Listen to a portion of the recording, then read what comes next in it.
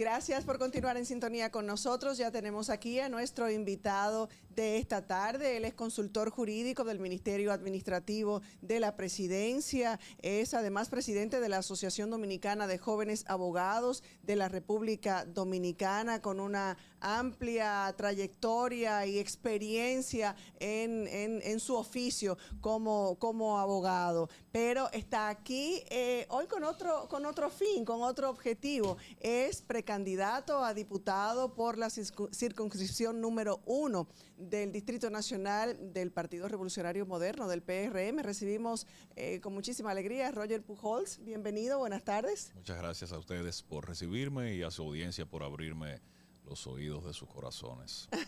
Muy bien, muy bien. Bueno, lo primero es saber, como precandidato a diputado por la circunscripción número 1, cuáles serían o son los planes de Roger Pujols. Decía precisamente nuestro compañero Manuel Canela lo importante dentro de esta campaña, que es conocer a nuestros candidatos, escuchar cuáles son sus propuestas, y eso es precisamente lo que queremos escuchar de Roger Pujols esta tarde. Claro que sí.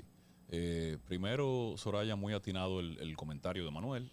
Lo escuché con mucha atención, me parece muy válido, me parece una preocupación muy sensata de parte del electorado de esta circunscripción.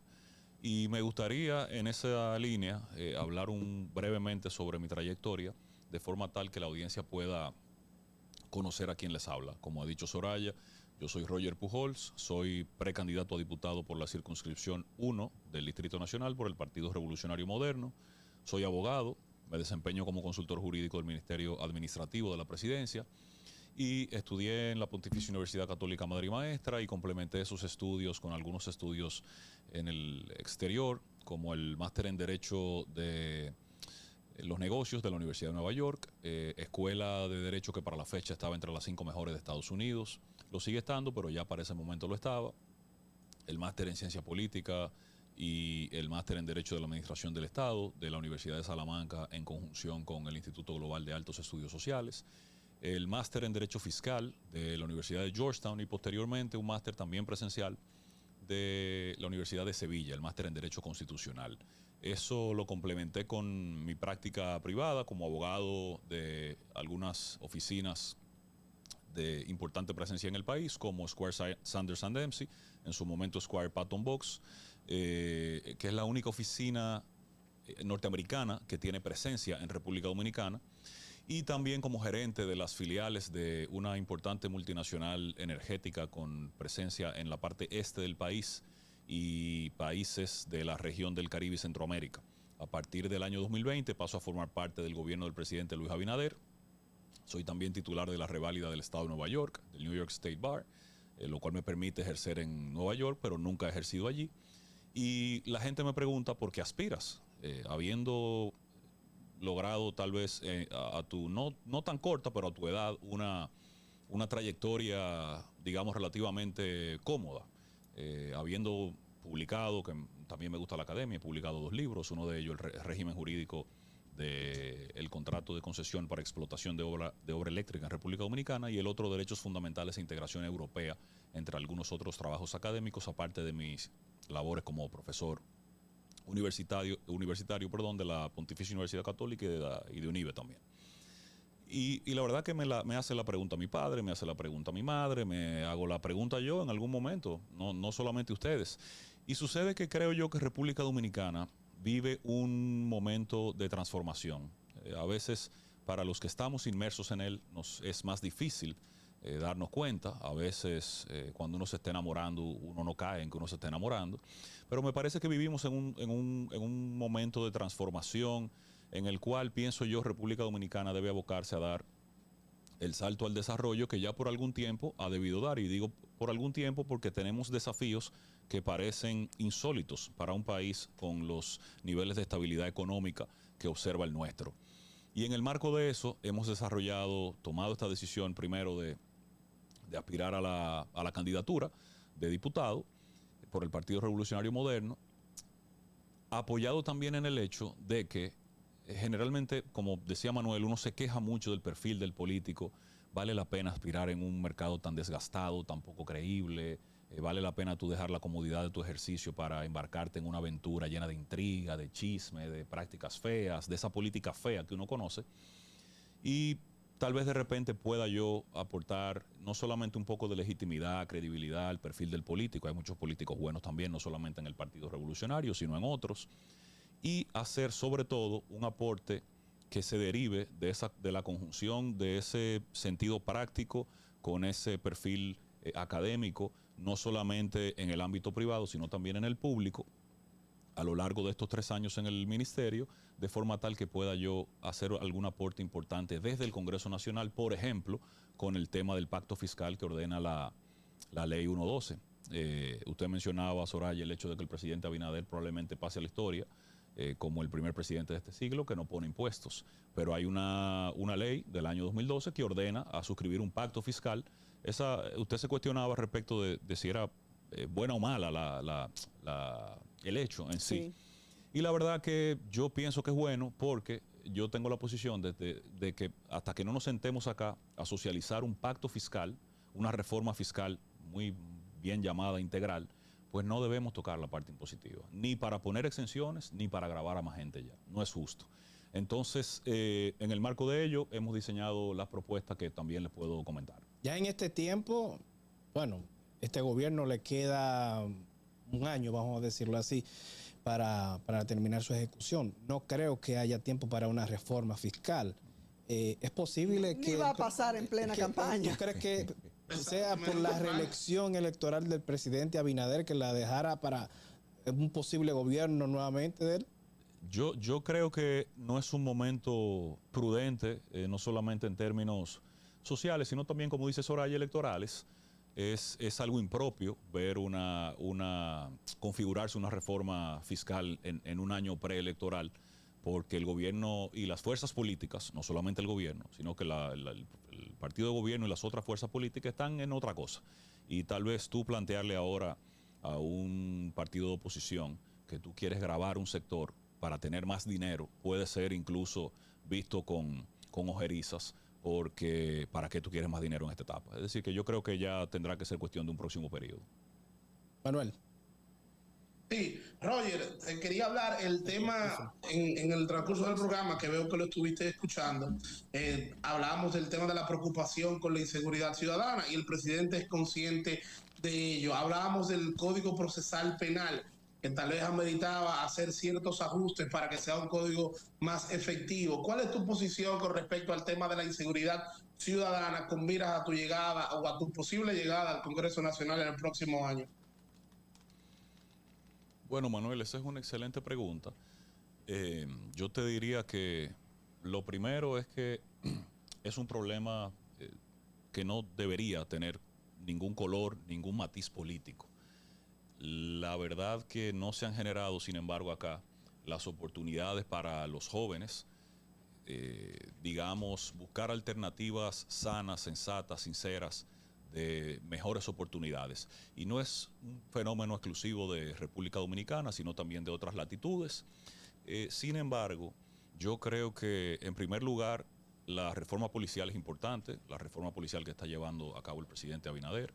Creo que la educación es fundamental al margen de la reforma policial, porque cuando tú recibes un policía en la academia a los 18, 19, 20 años, ya es ese mismo periodo de formación o de desformación desde, digamos, la perspectiva educativa.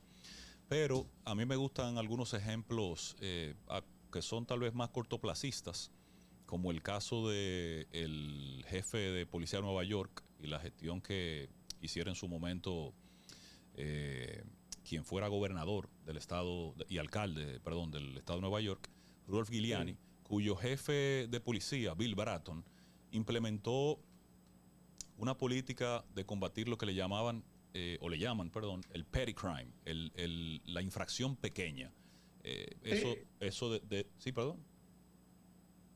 Los fiscales aquí ignoran esas infracciones pequeñas, sí, que era lo que hacía Giuliani, que no importaba, incluso instaló, digamos, sitios de recibir denuncias, sí, que eran movibles. Sí.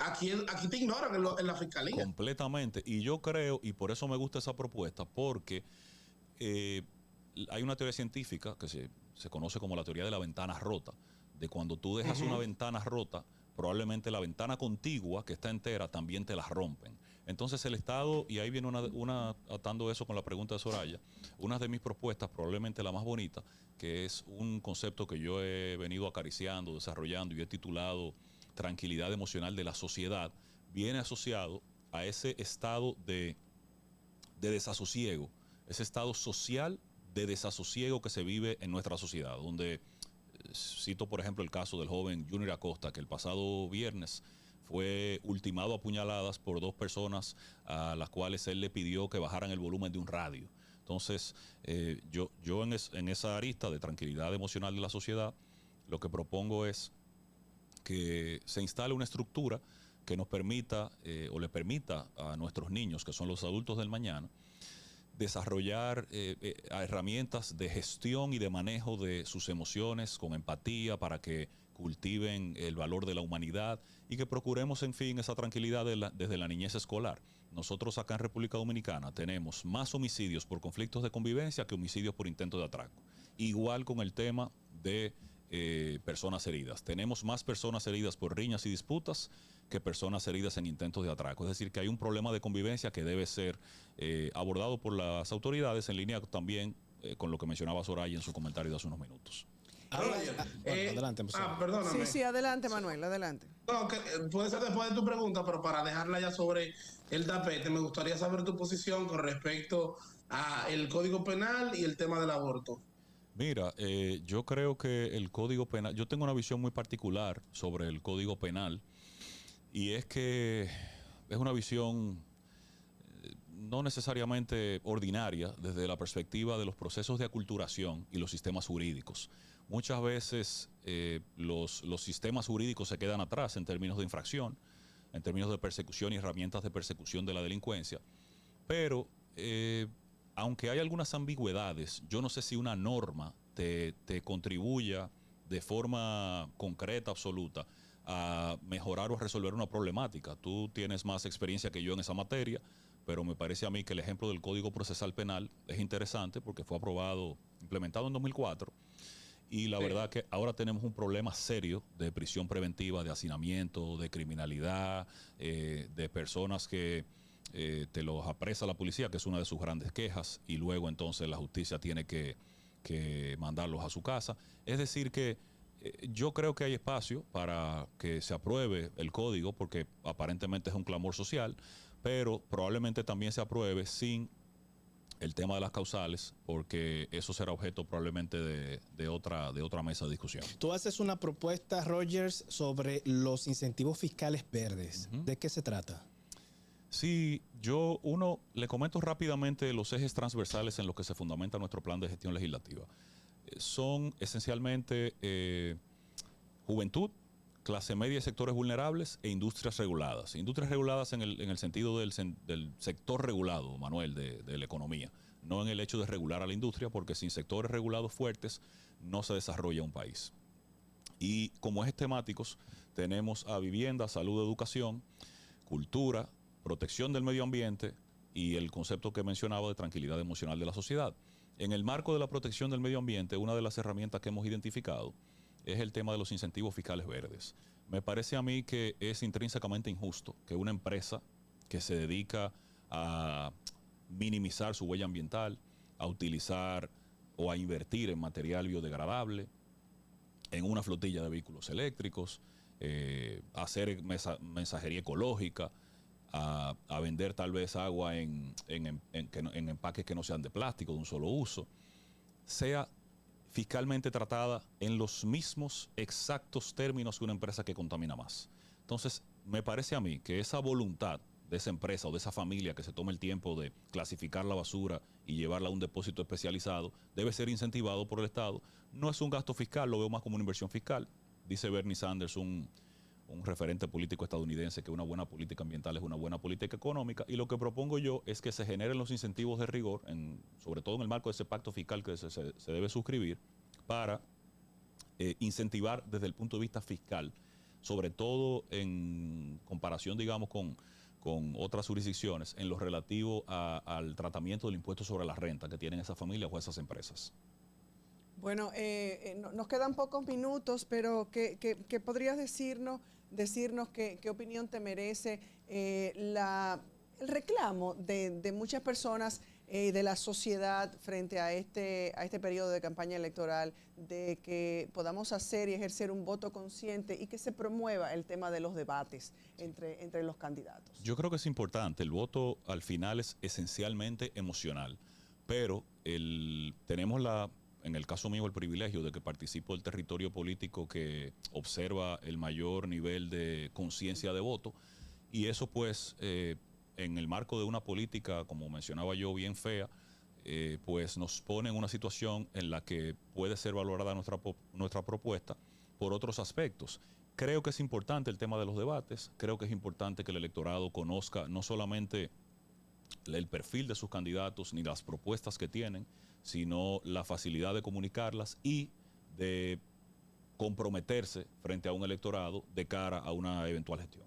Como un hombre joven y ante tantas situaciones que nuestra juventud demanda y que es evidente, el tema de los embarazos en las adolescentes, hoy la ONU presenta un nuevo informe y dentro de lo que se destaca, el tema de los embarazos en las adolescentes va en aumento en lugar de que haya un control o una disminución. En estos días también ANGE presentó un estudio interesantísimo donde hablaba de diferentes aspectos, entre ellos la falta de oportunidades de la juventud, los jóvenes que deciden emigrar, aquellos que no tienen no alcanzan la preparación suficiente y aquellos que tienen la preparación aún así no logran insertarse y deciden entonces emigrar. ¿Planes para la juventud? Sí, yo primero creo mucho en la cultura, además de la educación, y me parece que hace falta cultura, hace falta alternativas para que nuestros jóvenes puedan contrastar la cultura del barrio, que es esencialmente en gran medida